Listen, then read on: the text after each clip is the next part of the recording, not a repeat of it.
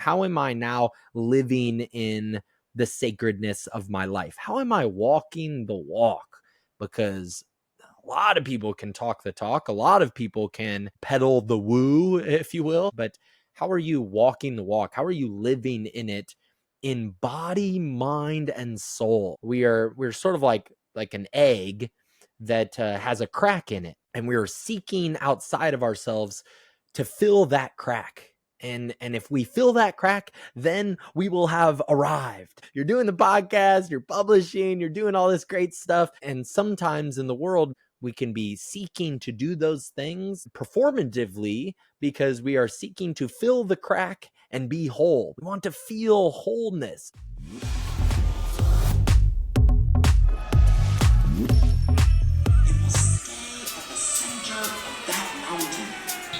There's 7 billion people in the world. Not everyone's going to get this. Travis, thank you so much for joining us today. Yeah, I'm happy to be here, Andrew. It was so awesome to have you on my podcast. I'm so psyched to be on Sacred Synergy on your podcast.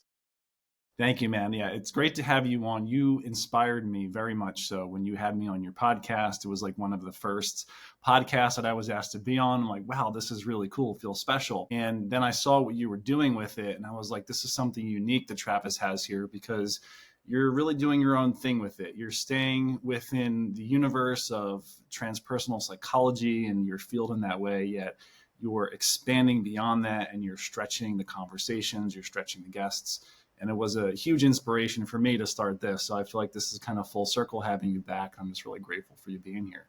Yeah, it was like a learning opportunity because I had a collection of these Teilhard books, and I was like, I need a Teilhard expert to have a discussion with because there's so much depth and profundity in his writing, and there's so many directions to go. I needed just somebody that was an expert that could kind of like mold this thought process, like give a direction to it all. So I really appreciate it. Well, for sure. And I'm grateful to be your guy in that context. And for this conversation, you're going to do our audience a great service here. His thought, to your point, resonates far beyond his work in spirituality or theology or any of those fields that he may have touched. And it has had such a larger resonance with the psychology community in terms of transpersonal psychology, the scientific community. He's had influence on governments and things like that. So I'm really excited to hear your perspective today from your field, and then we'll kind of just let the audience maybe see how that resonance carries through to whatever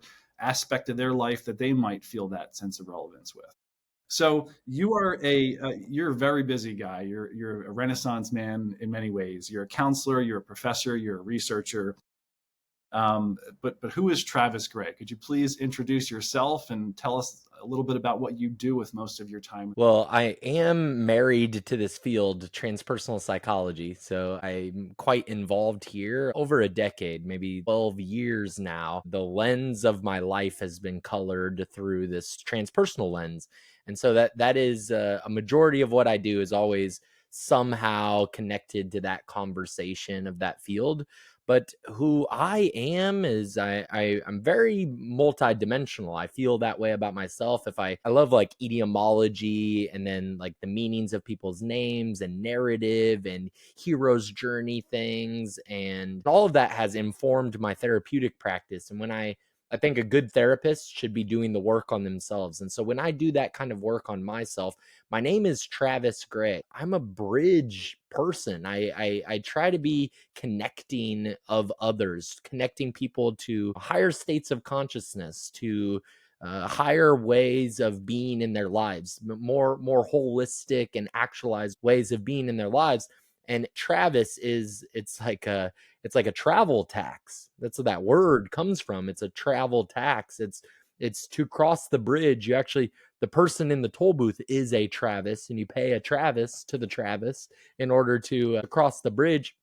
And it's this gray thing. So it's this non-duality thing. And that's why my podcast platform and brand has become Gray Transforms. I do believe that this negative capability, this this yes and this opposing truths can be simultaneously true, and this middle ground, this gray area, ends up being what really is transforming all of us together as we kind of like spiral into each other. And my mother is deaf, so my first language is American Sign Language. That's a big part of who I am. It creates a lot of expression and mannerisms in the ways that I emerge into the world. And I'm originally born in Iowa, born and raised in Iowa, moved to California about a decade to move along this transpersonal psychology journey. I find myself as a young leader in the field right now. I'm just taking on the torch for our generation, and love to continue to inform people about this field. That's beautiful, man. And I love the way you fleshed out the etymology of your name, from your first name, Travis, to your last name, Gray, and how you literally are a bridge builder, connecting black and white, meeting in the middle space. I've heard Alex Gray, the great visionary artist, speak of a similar dynamic within his work. Yes, sir. Yeah, yeah. Mhm. And I just find that beautiful in the way you've articulated that specific to your field as a Yeah. therapist. I love that you just pointed that out. And I just pointed here. I've met Alex Gray. I met him at my first transpersonal psychology conference representing my university in 2017 in Prague, actually. And I met him because the concierge desk, I walked up to the concierge desk and I'm checking into my room, and the host had said, "Mr. Gray, your suite is ready." And I was like, wow, my suite? I was so stoked about that. And then Alex and Allison Gray walk up to accept the suite that was not mine, but rather theirs. And they are Grey and I'm Gray. So that's really funny. When I was early in my journey, also, I had realized I had read through all of these fiction books.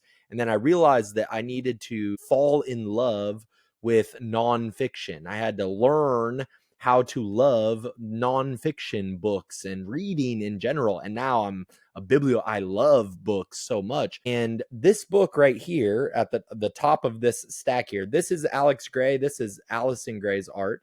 I have a bunch of their art signed in my room here. And this book, The Mission of Art, and it inspired so much in me about each of us has a meaning and a purpose and a message that we are trying to put forth into the world and into ourselves as well. We have to like discover this message in ourselves and listen to that message and be that message as we operate in the world. And that is what he was identifying as the mission of art. Art is here to communicate a message, and it's such a beautiful thing. This was like a very initial inspiration for me along my journey. It's very cool. Yeah, art has always served as a vehicle for me to reach beyond myself, reach beyond my rational mind, even reach beyond the limits of my potential. Because, I mean, I was raised like taking art lessons and stuff as a kid, and I really took to it and I did a lot of art. And then I just dropped it in adulthood and started playing sports and whatnot. And now, having children of my own, I found myself returning to it, not just with them, but like myself putting the pen to the paper, the paint on the canvas. And I find that these boundaries that I've imposed on myself for whatever reason, they just melt. They just disappear. And I'm able to enter a world of potential where I'm like, this can only be the spirit in some way that's working through me. And Alex Gray just has such a gift in the way he can articulate that through his own art in that way. Absolutely. When I first picked up that book, I had a lot of these friends in Omaha, Nebraska, Council Bluffs, Iowa, this area of the world. It's right on the Missouri River, and it's where the Intercontinental Railroad began. So it's where the Golden Spike Monument started. So there's a lot of railroad tracks and trains that kind of move through this area. It's right in the center of the country. And I had these friends that were graffiti artists, and they're so amazing, and they would do canvas art and murals as well, and they were so talented, so skilled also. And they're doing these trains. Of course, trains are illegal, and I'm not condoning the felony that is painting trains, but they would do these impressive pieces of art. And it's always so like tangible because it's in this physical world. It can be seen and received by others. And I noticed that, and I noticed how people were attracted to them, and resources, all kinds of things are attracted to them because they are in the world creating something that is receivable in this world. And some part of me was a little frustrated with myself, trying to figure out, well, where is my inner artist? What kind of inner artist am I a painter? No, not really. But I am a thinker, I am a writer, and it's the intellectual artistry that I resonate with and love. And I love the relationships that I build in this career path with others like yourself that are writers and publishing journal articles and books and looking into research and science and all of these things. So I just get so I get so inspired, and my heart really responds to the synergy, the sacred synergy between the artistry of writing and intellectually applying our minds for the betterment of humanity. Amen, brother. Well said. Yeah. So you have mentioned that you are a transpersonal psychologist. I know what transpersonal psychology is. That's how you and I initially connected at the Association of Transpersonal Psychologies. I think it was the 50th annual conference. It was at Asilomar Hmm. out in California. Yep. So for our audience here, for my larger audience, can you please share what the field of transpersonal psychology is and how it's unique? Absolutely. I loved the way that we met there. We had lunch together, and that was just, it really meant a lot to me, that meeting as well. Transpersonal psychology, I can define it in like four kind of different criteria, and I want to do this in a way that is succinct, that the audience can receive this well. So, first, best textbook definition that I could give: transpersonal psychology is the cultivation and study of whole human transformation. The whole piece of it, holistic piece of it, is very important. The assets of that whole person are body, mind, soul. So, again, the cultivation and study of whole human transformation, the investments or the assets of the whole being are body, mind, soul, somatic, psychological, spiritual. The somatic, the body, the physical investment, the therapies that are in this realm, psychologically, mentally, the ways that we are using and operating our minds in the mental space, and then spiritually, our higher potentialities and what we can offer the world and operate with spirit operating through us. And sometimes these words can be a little bit distant, maybe not for your audience, but certain people could feel like, well, I'm becoming disconnected when I hear these words of spiritual. But to ground that in a more practical application, it's higher potentiality. It's the edges of what we are capable of. And that's a good grounded way of doing that. So, textbook definition. The etiology, like I said, I like the etiology of words, is the psychology is the study of the soul. Now, psychology over time has become a psychology of ego. It's become a study of ego and behaviorism. And that has its own problems. There's a lot of cons. There are some pros. There's some beautiful benefit that people are able to utilize through this behaviorist approach, but it's very material focused. It's the conventional approach of our modern era of mental health. But that is what psychology has become. What it was initially is the study of the soul. And then transpersonal is to transcend, to move beyond the personal. And the personal is the egoic experience, the egoic mind, sometimes the mediocre in a way, into the extraordinary. So, how is the soul, the study of the soul, transforming the ego? That etymology is so valuable. The study of the soul transforming the ego.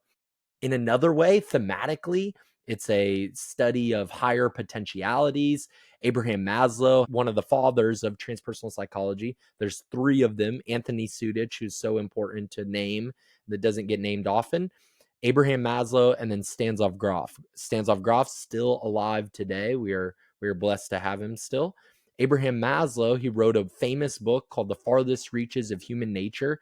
If you really want to know the ethos of transpersonal psychology, that is a great book to read and to understand the approach of looking at the higher actualized forms of being in the world, and how is that operating in such a way that informs how we are dealing with mental health and just raising the bar for all human beings. And then it also can be described with this Western science. So everything that we do know, there are cons in behaviorism, and we recognize that in sort of the philosophy and perspective, there's some narrowness in this kind of perspective, but there is still a lot of value, and we don't discredit the value of Western science and all the sciences.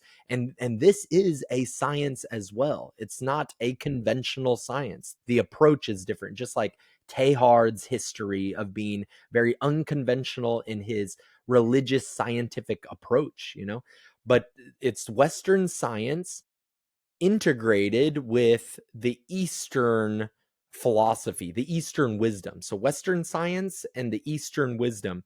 But we have grown to understand, and it kind of has this yin yang picture, because we have grown to understand the Eastern wisdom as not only the locality, the physical East, but also indigenous tradition. So it becomes like indigenous wisdom.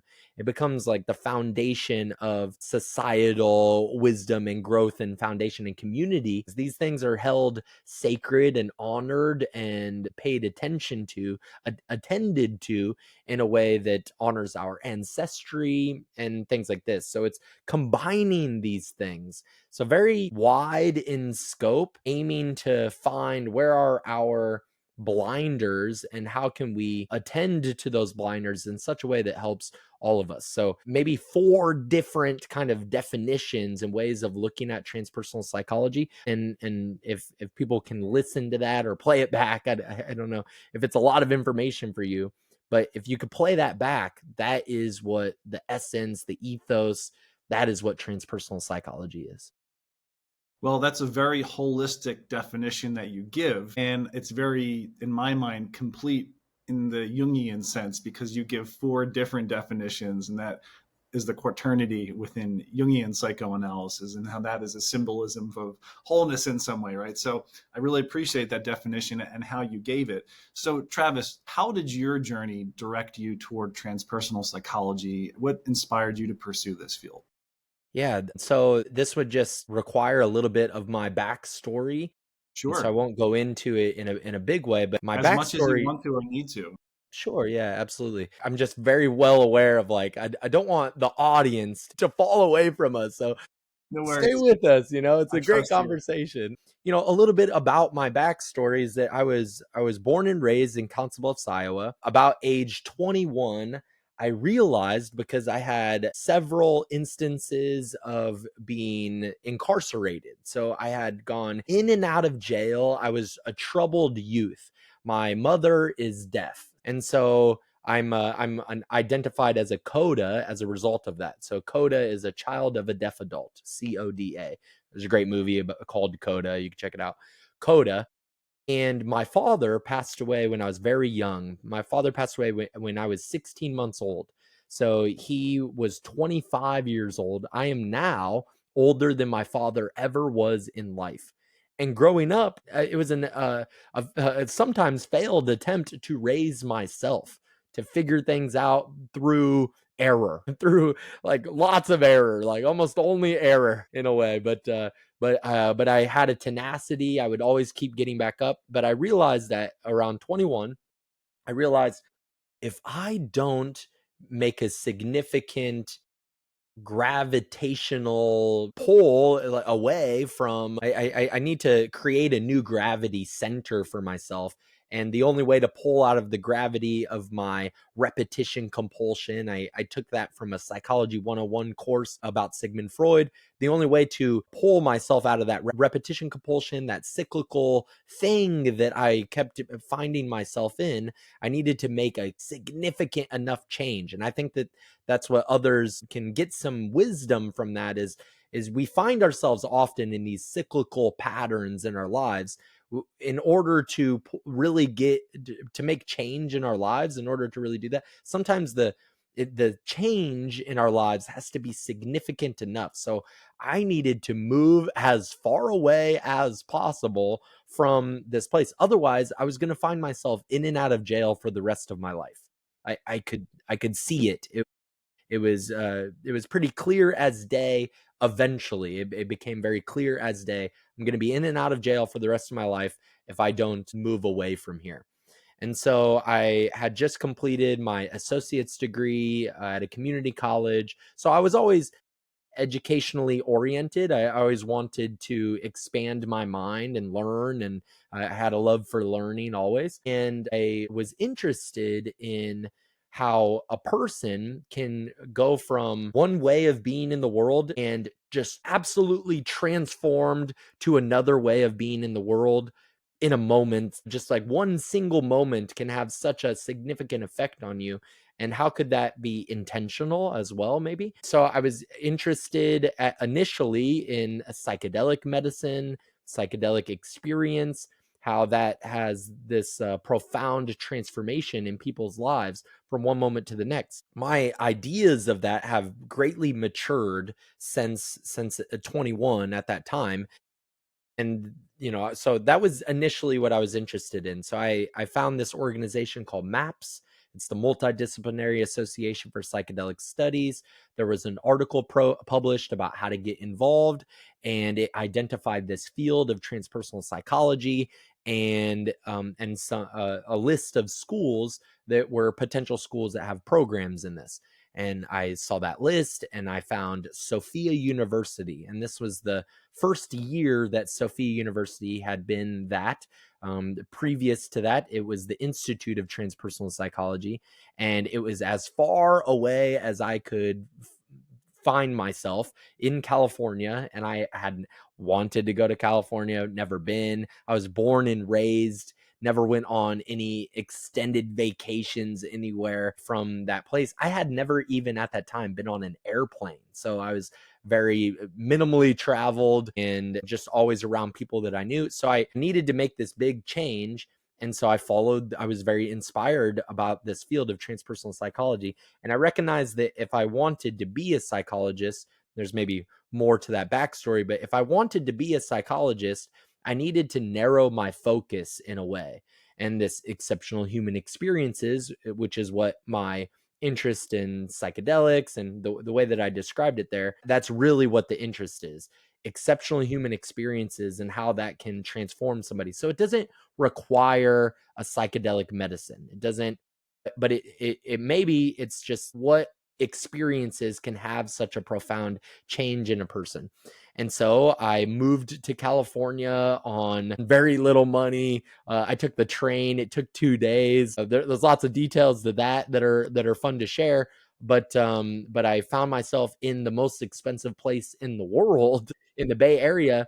And I told myself if I could make it here, I could make it anywhere. It was very hard in the beginning. I had 3 jobs at one time and was going to school full time, and I just made it happen. And I'm still here and just feeling great about my position in the field.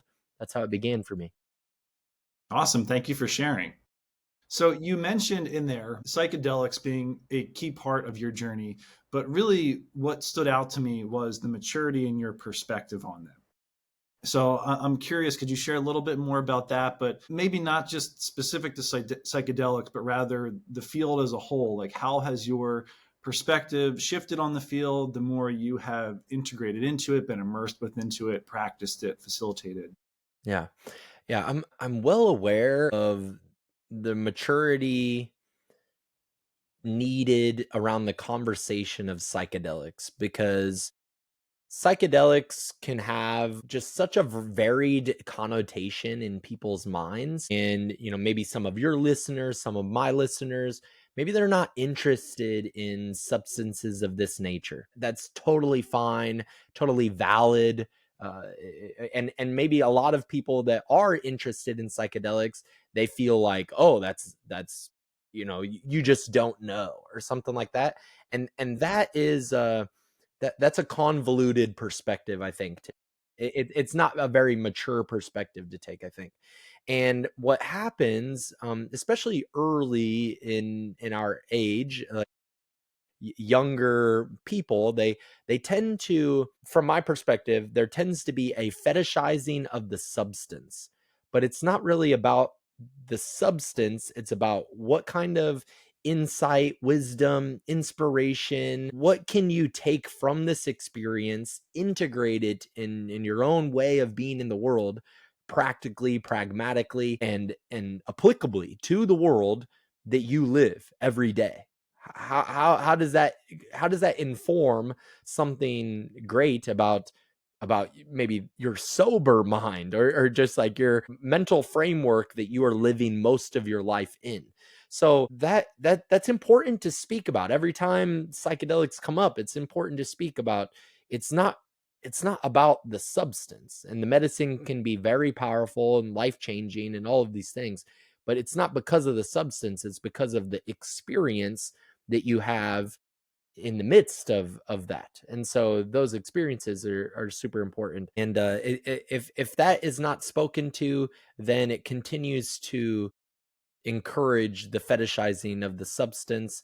But exceptional human experiences, this is a term coined by Rhea White, Rhea White, if anybody wants to look that up. She had a great chapter on this. I don't recall the book, but exceptional human experiences is varied. It could be a near death experience that changes you. My mother, she smoked cigarettes and was drinking alcohol, and then she found out that she was pregnant with me. Immediately stopped. It's like, well, there's so many people that have such a challenge with stopping cigarettes.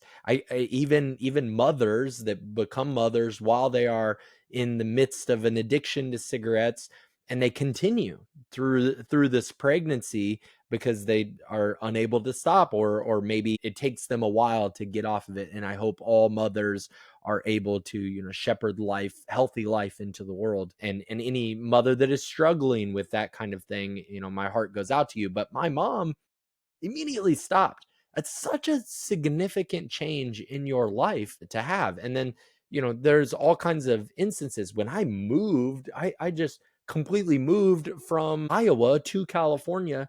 That is an experience as well that is informed my life.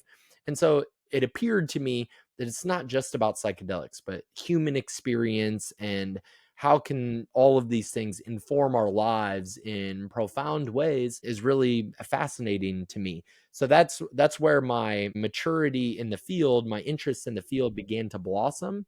And then I became more interested in consciousness research and esoterics and narrative therapy and things like this. A lot of different therapeutic models that I'm interested in, psychosynthesis, gestalt, that I have such a an ease of finding interest in lots of different subject matter.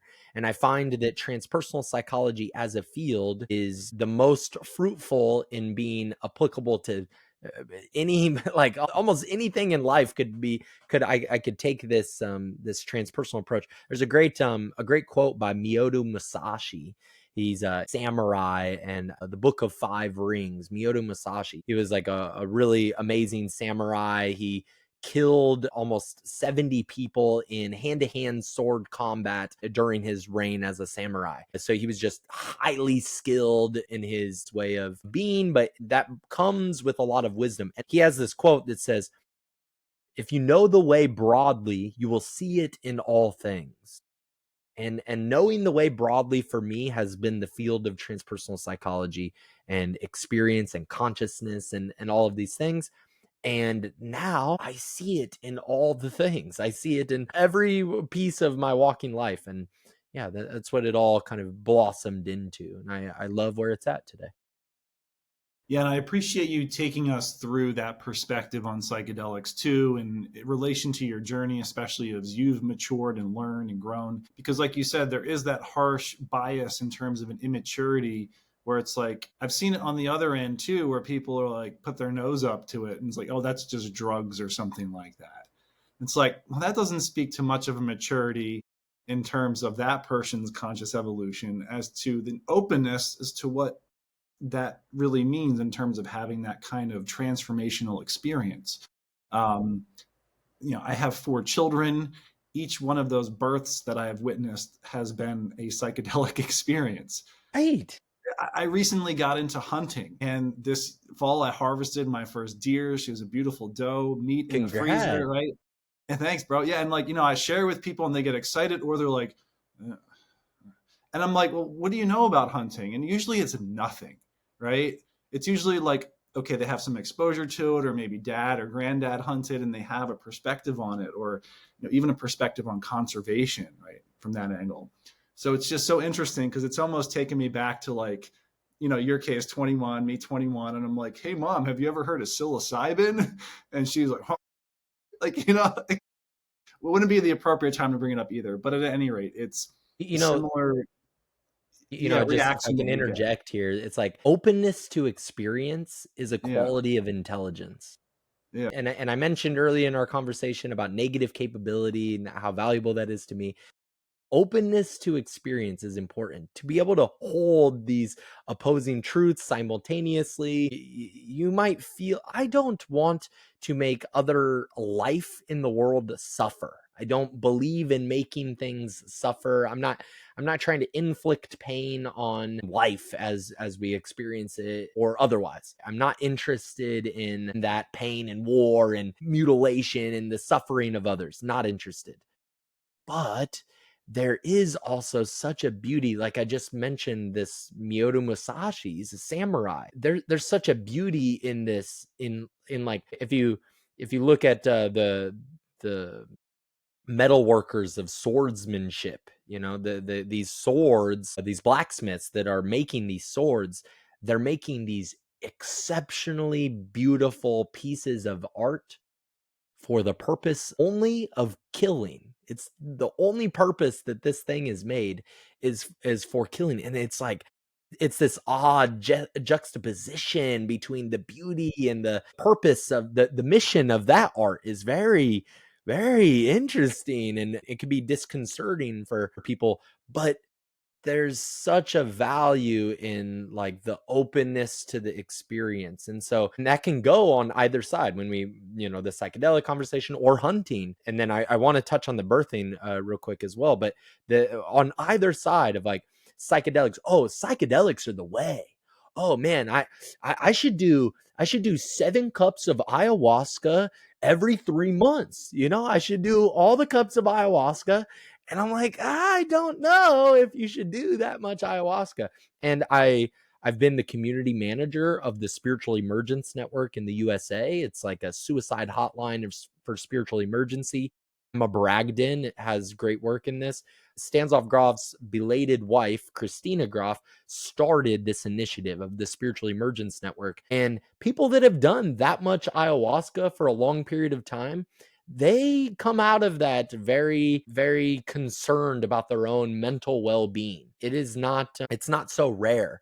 So so pick up the phone and hang up the phone. You don't have to stay on the line the whole time. And then what you just said about birthing is such a profound. I was so inspired by one of my conversations with this woman named Victoria Rose, and I met Listen her to at a that. transpersonal psychology conference Yeah. in Italy. And I think I think when I got news of your new child, I may have even shared that conversation with you. You did, and I If you listened haven't to it. got a chance to check that out. It was fundamentally my most powerful conversation. I've often said that, fundamentally, because we could have conversations about consciousness, and the best field of science and psychology is transpersonal psych. We could have these conversations, but fundamentally how we are birthing new life into the world, there could not be a more powerful conversation than that. I can't figure out a more powerful conversation than how we are shepherding new life into the world. And that is such a psychedelic experience for the mother and for the father. And both of those pieces are important in that whole dynamic. And so maybe your viewers would want to check that out. But I love that you included birth as such a profound psychedelic experience. Well, I mean, to go in etymology, the word psychedelic means to manifest the soul or manifest the psyche in some way, right? So Right. I would say birth is in some way that. Yeah, and I mean, I don't want to go into too much detail about it, but we had our last two births were home births. So right there in our own home, that just really kind of made everything feel that much more holistic in a way. It's amazing. That's Yeah, even more amazing. psychedelic, right? I've had this idea that I don't know if you had this opportunity, and you can keep like private details is fine, but the I've had this idea since being inspired by Victoria, and I was a part of her preconception program. So I'm a single man. I don't have a partner as of right now. I do plan to have children sometime in life. That'd be amazing if I get that blessing. The one thing that she talked about was the highest level of maturity is parenthood. And I was like, wow, that is profound. That's so true. It's like it's the highest stage of maturity. I feel that very like viscerally. I can feel that in my body that becoming a father, fatherhood would be my highest level of maturity in a way, in a very profound way. But there's this like primal image that I feel like I want to see with my own eyes, and that is the mother of my child holding my newborn child, maybe on her belly, and maybe the umbilical cord is still attached, and there's just like such a beautiful picture. But for some it'll feel gross, which I understand as well. But the That's a maturity blood thing. or whatever, it's the natural, this is what it looks like.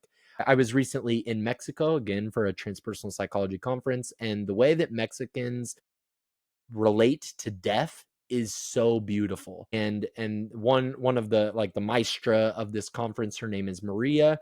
She had shown this picture of a dead body, and she's like, it's beautiful because that's what we look like. But this primal image of the mother of my child and child just sitting there, like me maybe like being behind holding that picture, is like such a profound idea.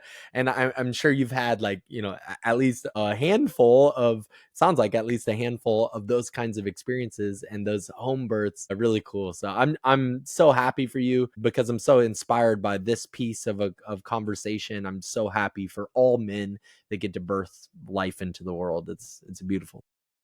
Thank you, brother. Yeah, and that was an excellent episode. I listened to that after you had gotten word of our new edition. I listened to it and I was really impressed by it and impressed by her.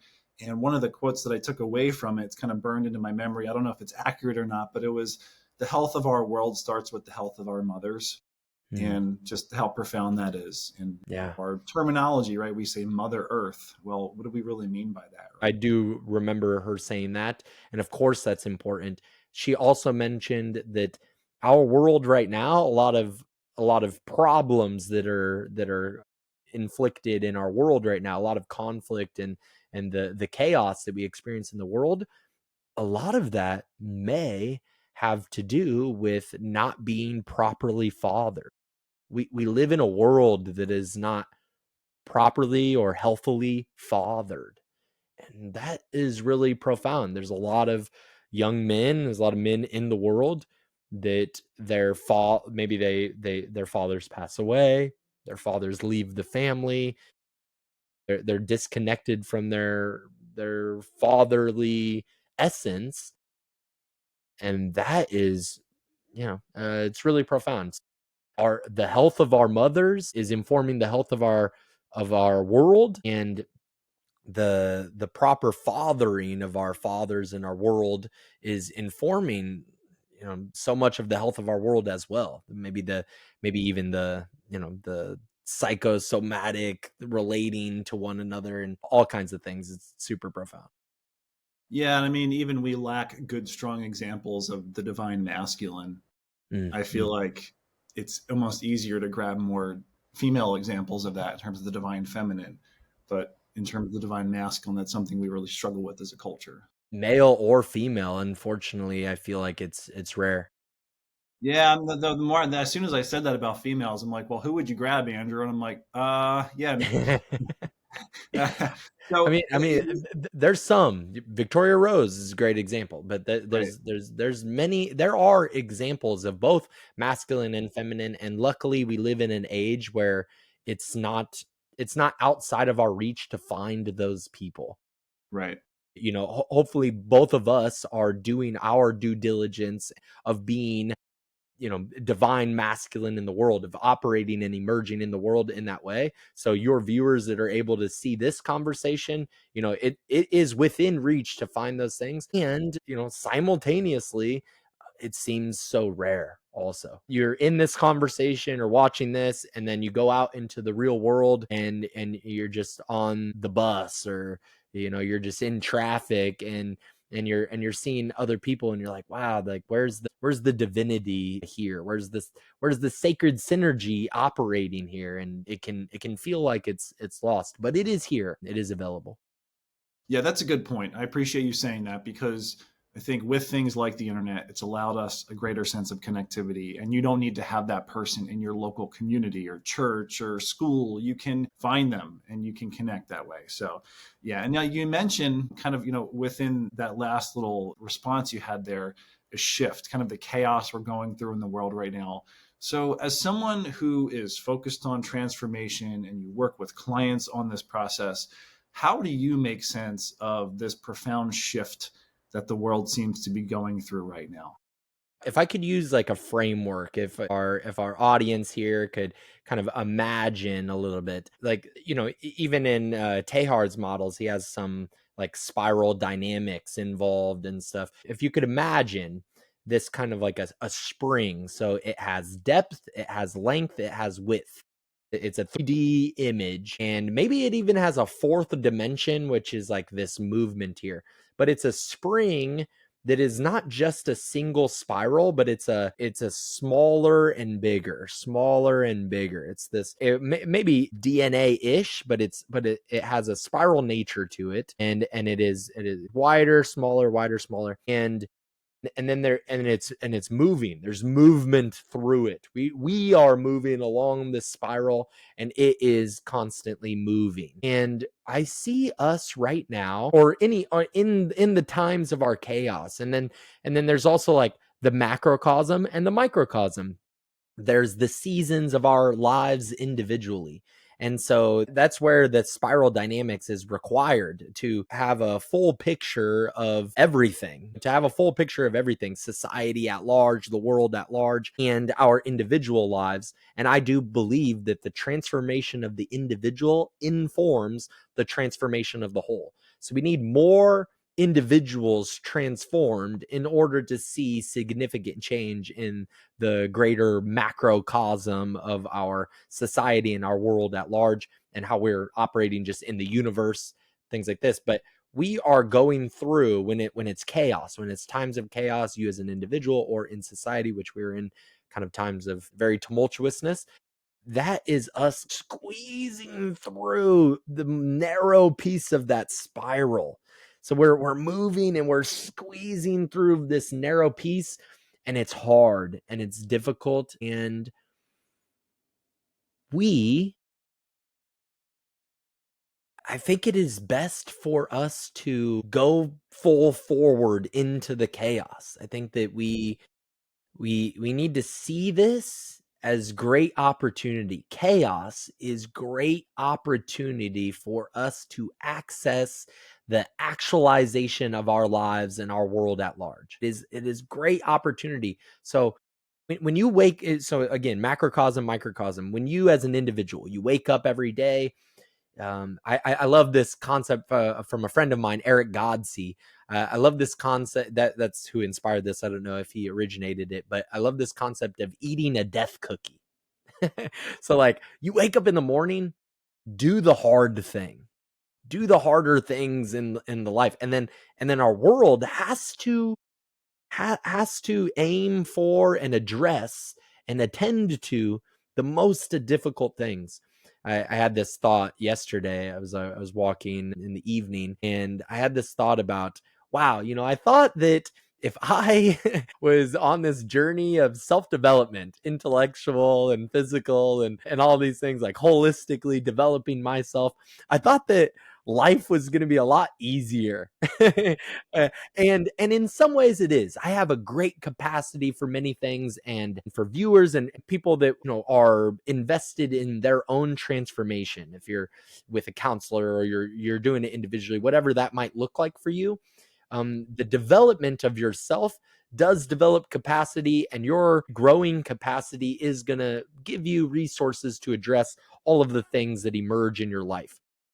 But because you are more intelligent, because you are more developed, the small problems are not as interesting as the big ones. And so now you want to look for the greatest chaos, or the or the most narrow hole for you to fit yourself through, and then emerge on the other side in the transformation of the sometimes the pain and suffering that you must go through in order to get to that other side. But it's waking up every day and eating the death cookie, and doing the focused work that would inspire the message of your mission. Appreciate that. I think that's a good explanation. And what would you say that you've learned through your own process of healing, of transformation, of growth, that you've been able to, like, what's one of the most potent lessons that you've taken from this process so far, your own evolution of consciousness? 3 words, just 3 words. I am complete.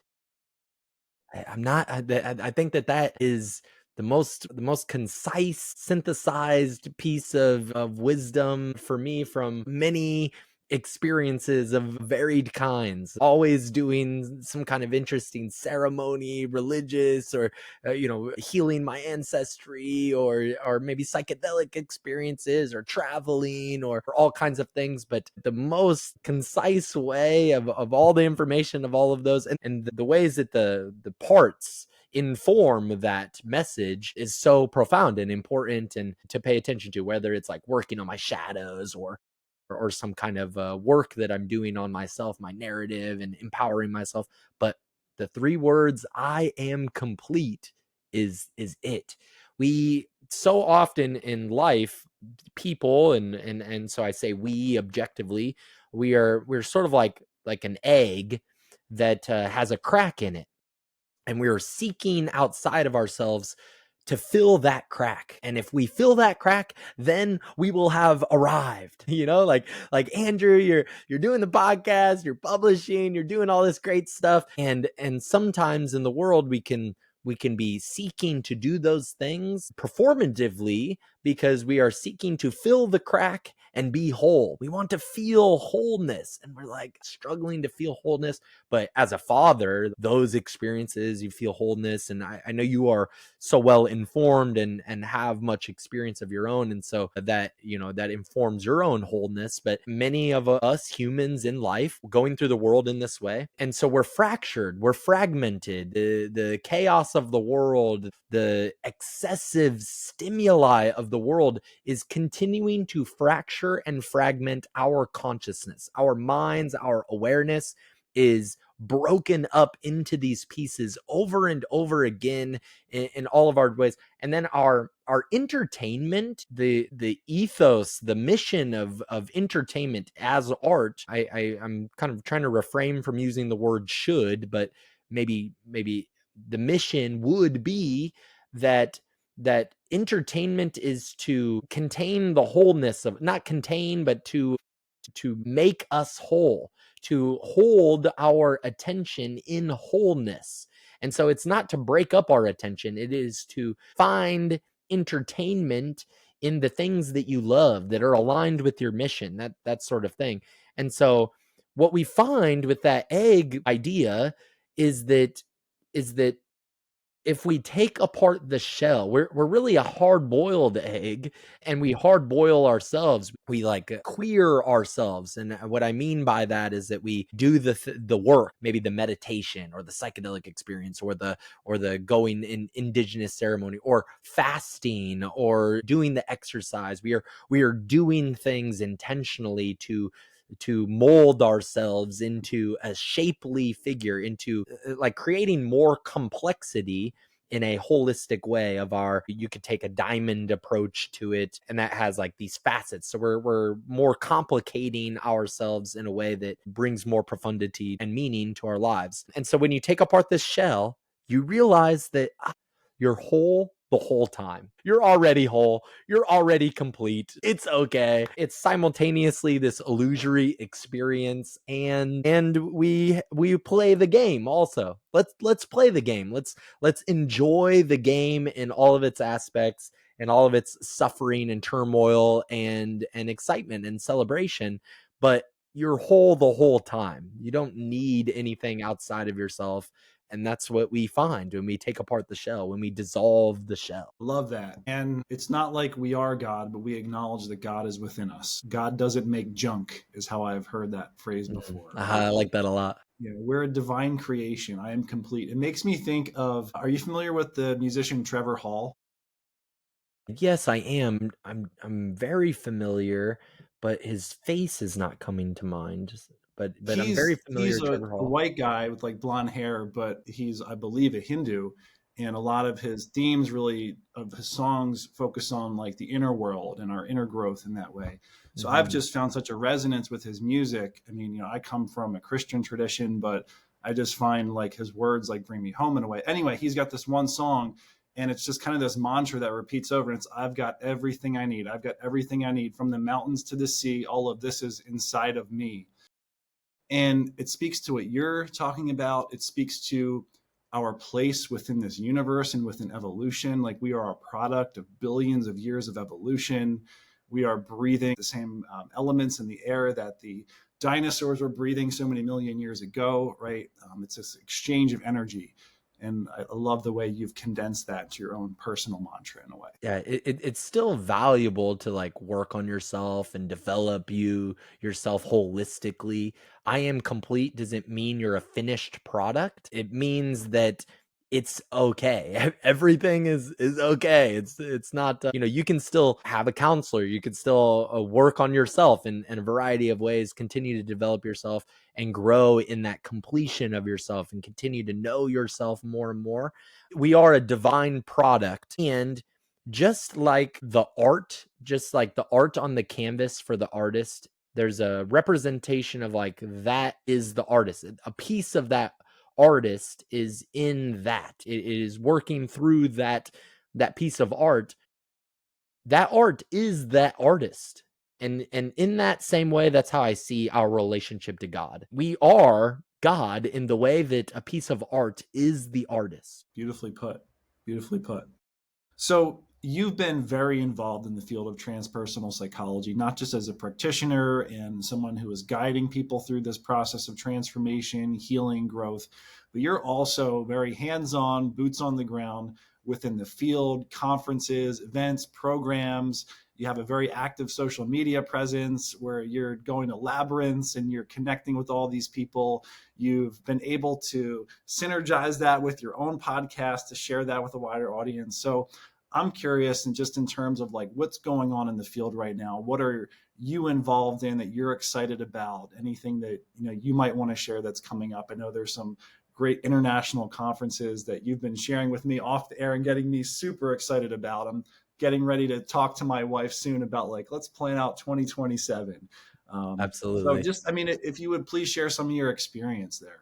Yeah. Well, I do my best with the social media presence. I'm pretty active on there, just like all of us social media addicts are on there. But I do my best. I am really just trying to expand and inform others of the field and the opportunity for transformation here. And again, the transformation of the individual informs the transformation of the whole. allow everything that you are to manifest and bless this earth. And that's what I want for people. The field, I am so involved in it from day one. I want to be about building community. I have a professional group that I facilitate and work with, a professional development group that has over 250 members, and the purpose of that is just continuing to develop the field. And so I do my best to be involved, and a piece of who I am is that I'm always showing up. I always want to show up. You mentioned the labyrinth. So at Sophia University, I had this opportunity to bring this idea into fruition, and it took 3 years of nurturing this seed of like, this we really could use a labyrinth here. My university, Sophia University, it has a campus in Palo Alto, so in the Bay Area, Silicon Valley. The birthplace of transpersonal psychology is right here in the Bay Area. And then it has another campus in Southern California. Not too many years ago, that was purchased. And that Southern California campus, it used to be a law school. It's in Costa Mesa, California. And they needed this like acupuncture point. It needed this energetic seasoning. The space itself needed this energetic seasoning, and the campus. And so I had this seed. It was like, we need this labyrinth. And I worked hard. I had all the conversations. I had conversations with the previous president, current president, walked to the land, found the place. One year I was ready to go there and just start doing it myself. Nice. I was going to rent a Home Depot truck, put some bricks in it, and start lining them up. And I was gonna make sure that this labyrinth was there. And now, just this past fall, we have this beautiful labyrinth that is there, and I was able to facilitate the inauguration of this labyrinth. And the labyrinths are just such a cool embodied meditative tool, and a great way to season the energy of that space. So that labyrinth piece, what I do at the university, I'm a professor there. I've always been a community builder there. I was the student senate president at one time when I was still a student there. I'm also just not concerned with these dividing lines of institution. I just want to connect all of the people in this world. Man, this conversation, maybe people are finding out about transpersonal psychology for the first time, but you'll find so much resonance. I hope that you'll find so much resonance in a lot of different subject matter that pops up in this conversation. And maybe you're the kind of person that has these conversations all the time with your friends or your local community, and you just didn't know that there's a field that exists that is all of this. You just didn't know that, and you're finding it out for the first time. That's a beautiful thing. And so I am hard at work to continue to inform the world and expand the global kind of recognition of the field. And so I attend these conferences. I just got back from a Euritos conference. So Euritos is the European Transpersonal Psychology Association, and they do amazing work. They are the most active world organization of transpersonal psychology right now, as far as I have been witness to. And I've been at several of their conferences. We've done them in Italy, in Oxford, recently in Mexico. The Mexico one was in Oaxaca. And it was a very intimate conference. There was a cap on how many participants could be involved. And we had a deep immersion into the indigenous Mexican culture there, the Nahuatl culture. And I don't know if I'm mispronouncing that. I'm sure I'm mispronouncing that. The Nahuatl culture. And I learned all the dances, and I was dancing every day. And we did temazcal, which is like sweat lodges. And we're just in these like human ovens and just doing really, really amazing things. It was an amazing experience. And we have that all the time at these conferences. Next year, that Euritos conference will be in Greece. And now I'm in the early stages. I've been really working on the groundwork for a World Congress of Transpersonal Psychology in Prague. So the Czech Republic, or Czechoslovakia previously, was the birthplace of Stanislav Grof. and he's kind of the namer of the field. He kind of coined the name of transpersonal. They wanted it to be transhumanism at one point, but transpersonal, I think, is a great name for the field as well, based on all those things that I said about definition. So we're going back to Prague. 10 years ago, there was a Prague conference. I had mentioned it briefly in this conversation, and I represented my university at that conference, and it was exceptional. And we're doing like a 10-year return to the conference. I'm so ecstatic and blessed to be just having planted another seed, just wanting to cultivate and make this other seed grow, and wanting this to be as big of a conference as it can be, as it wants to be, and bring the diversity of the world together, of many traditions, and continue to see the field grow in all ways. That way that we can be beautiful, informing presences in the world. It kind of reminds me of what we said about being represented as the divine masculine in the world. Like how are we showing up to be that divine masculine?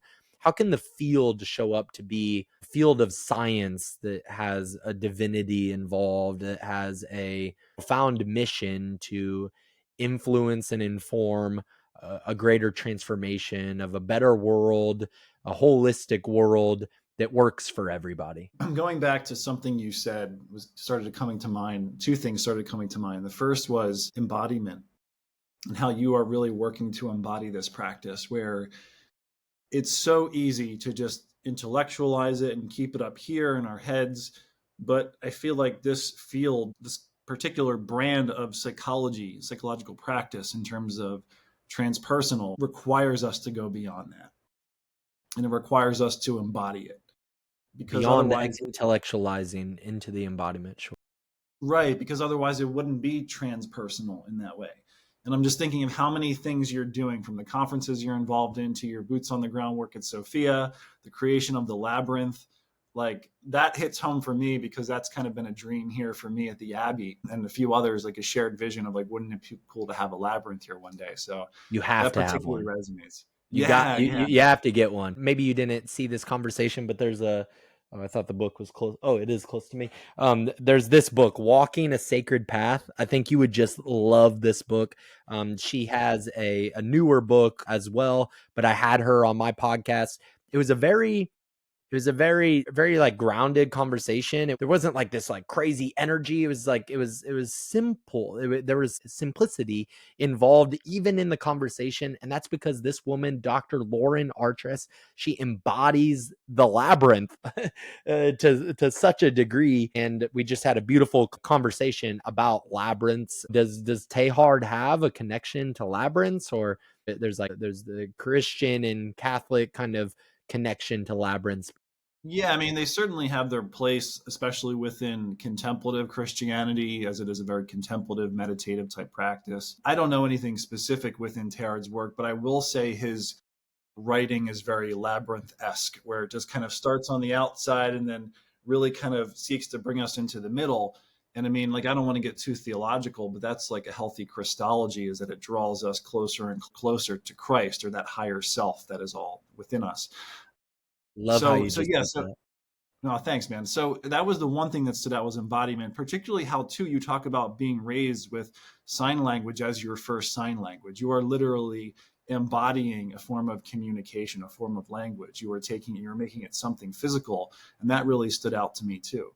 It's been such an informing piece of my life. I've in life kind of wrestled with this a lot more than I do now. I'm more accepting of it, but it is just my uniqueness. I meet very few people that sign language is their very first language. And when I was a teenager and I was on probation, I had an ankle bracelet. I was in a bad spot. Long story short, I had this tracker, this kind of probation officer. His name is Dante. He comes in and I asked him for a piece of fatherly advice. I didn't have a masculine presence. I wanted some masculine advice and about what I should do when I grow up. And he said, do what you're passionate about and try to make money doing it. Well, now I'm passionate about everything and happy to make money doing all the things. But when I sat back to reflect on that piece of insight that landed with me forever, it was so imprinted on me in that moment. I sat back and I thought about it, and the ways that language molds our minds, has influence on our minds, is super interesting to me. And I happen to have this language that is visuospatial. It's physical, and it has such a beautiful way of learning how to subtly communicate and receive the messaging of others. And the listening that I've learned is there's a level of profundity in the ways that I am receiving and listening to the world around me or the people around me. It does have, yeah, a cool symbolic meaningfulness to me, and the ways that I enter the field of transpersonal psychology and science and the world and all of that. Well, you, to me, have made it your own and an authentic expression of yourself, because I see you on social media and you'll be doing everything from giving an educational video in sign language about transpersonal psychology, for example, or you might be like signing the lyrics to a rap song or something like that. So it's like you see the full spectrum of Travis within this form of communication. Yeah, no, I love hip hop music, so I love rap music. So if you're following me, be prepared to see some of that for sure. Yeah. So, I mean, I've been really grateful to have you with us today, Travis. I hope that other people are really benefiting from this conversation too. So, as we get ready to wind up here, I'm just curious how you, Travis Gray, Dr. Gray, how you find synergy with the sacred in your own life. Yeah, I love that. And I love that it's on the back end of this conversation of the labyrinth and things like that, because in order for space to be sacred, it must be treated that way. Your space or the items or your relationships, it must be treated as sacred in order for it to be sacred. That's really the number one thing, that it is treated as such. And sacred space is created in community. It's created with others. Sacred spaces are not created solely and in isolation. I mean, there's maybe certain level of that just as I say that, but you have your altars and your personal areas and stuff like this, but real sacred space is often and so beautifully created in community. Like the labyrinth at my university, we attend to that space, and we're seasoning it. We're spiritually, energetically, we're seasoning that space. And so, how are we seasoning our own lives, and how are we bringing flavor and complexity into our lives and integrating that as such? So the synergy is kind of speaking to integration to me, and applicability, and how am I now living in the sacredness of my life? How am I walking the walk? Because a lot of people can talk the talk. A lot of people can peddle the woo, if you will. But how are you walking the walk? How are you living in it in body, mind, and soul? I've said this before, that if I was spending every day investing in those three things, everything in life is going to fall into place. If I am invested in my body, invested in my mind, invested in my soul, if I'm doing something in that trifecta, that trinity, everything else is going to fall into place in such a beautiful way. And I'm going to be treating my life with this sacredness, this sacred synergy. And I hope that others are continuously inspired by your platform to do that in their lives, to treat their lives with a seasoning of sacred synergy. That motivates me. I love the food language to the cooking language that you kind of season that with, for a lack of a better pun. Yeah, it's a As great someone pun. that loves to eat and loves to cook, I really do appreciate that, especially your intentionality of, like you said, seasoning that space at Sophia. Yeah, And the way that you seasoned the deer that you just hunted. that's right. It's like It's all delicious. all the seasoning, the way that we are seasoning our children with our insights and wisdom and our caring, and the way that we're seasoning our relationships. Please treat your space sacredly. Recognize that the external world treated sacredly is a reflection of your inner world and how you are treating it as well. So the sacred synergy between the external and the internal, that's a piece of this as well. There's only a limited time that we can ever have any conversation. We have this limited space, but hopefully, in that podcast about labyrinths, it's like creating liminal space, creating space that as is like separate from the outside movement of the busy chaotic world, and to be with self and to be with community. Hopefully, this was a liminal space for people to be informed and inspired and maybe transformed by some of the pieces. And if we could treat all of that, it's like it's so much. It's like it's the inner, it's the outer, it's the relationships, it's all of the things. But if we could treat all of that with sacred synergy, we are doing not only ourselves justice, but we are doing the world justice. We are doing right by the world, the right by God's will. We are doing right by all of humanity and life around us and in and through us. And you're doing that work. You're doing that work. You really are. Thank you. Yeah. Yeah, absolutely, brother. Like I said, it's been an honor to have you on. You've been very inspirational for me in terms of just getting this thing going, kind of starting my own show where we can talk about the topics that I feel to be of value to me. And like we've said, to share with other like-minded minds and spirits. So you have spilled so many gems out today for me and hopefully for our audience. So how can people get in touch with you? Do you have any projects or programs, things coming up that people can plug into? Can you share a little bit about that, please? Absolutely. Mostly it's Gray Transforms. This is my brand. I'm continuing to build this. This is only going to grow. It's inevitably going to continue to grow. I would love for people that are joining your journey with Sacred Synergy, if they're interested, to join this journey of the development of this brand, Gray Transforms. And that is how you can find me on the podcast, on Instagram, social medias. You feel free to reach out to me through those platforms. I am, like I said, I like to show up, and I would love to have the opportunity to show up for you.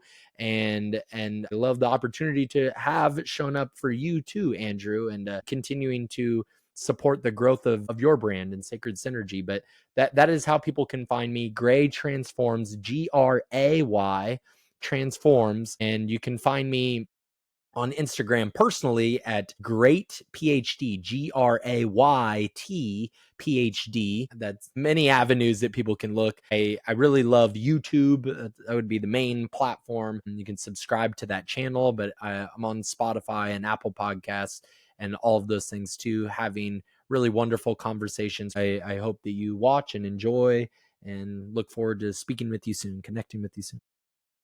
Awesome. Please do go ahead and check out Travis's work. As you can hear, he is just full of life, full of vitality when it comes to this field and beyond too. He's been so transparent today. You've just been so humble in the way you've shared your story and the profound transformation that you have experienced. And you can see this is something that's personal for you. It's something that you're very passionate about.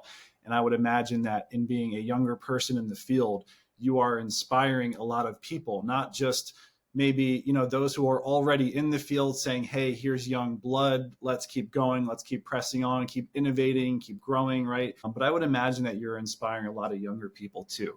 I would imagine that your personal story and the struggles that you have endured are very relatable and inspirational for a lot of people, especially like you said, someone who is seeking that change. Like there's that be the change you wish to see in the world, right? You're a living example of that. You went from a life of challenge and hardship, and you made a conscious decision to grow, continue to be challenged so that you could grow.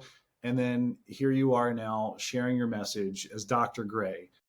Not just Travis, and I'm not, big into titles, but that speaks to something too, that you've gone that far to get to that echelon, to be able to speak with this level of authority about it. And I think that's a beautiful thing as well, because people do pursue their passions, and I want to encourage them to do that. Yet it says something when you've committed yourself to a field in such a way that it's really a field of service. You're there for other people. You got that doctoral degree so you could sit down with other people, journey with them, be in their struggles with them to a degree, and lead them to some space that's life-giving and transformational. So I think you deserve a lot of credit. 100%. I mean, I hope I do all of that justice. I hope I continue to do all that justice, and I know that a lot of that is just, you know, it's resonance with you. If you can see that in me, then it is true in you as well, Andrew. And for everyone else, if you see that in others, if you see that greatness in another person, if you see that it's meant to be there, it's meant to shine forth to you in those moments as a way of giving yourself permission to do the same, to be the inspiration that you need in your lives, in your communities, in your small way, or as big of a way as you would like to expand into. And I know that Andrew would be here for you. I'm here for you. And Andrew, just brother Andrew Del Rossi, thank you so much. It's so profound. It's so I can't even think of like what would be a cool word or a good word to like describe this, but it means so much to me.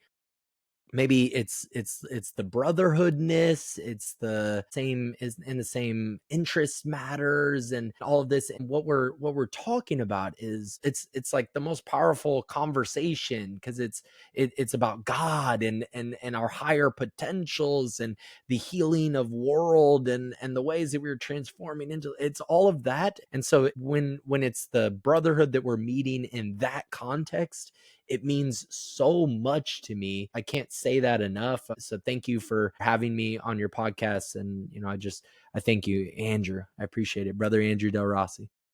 Brother Travis, thank you so much. I think Yeah. we're going to end it on that. Awesome. Peace. Who is this man talking? I'm talking to you. You are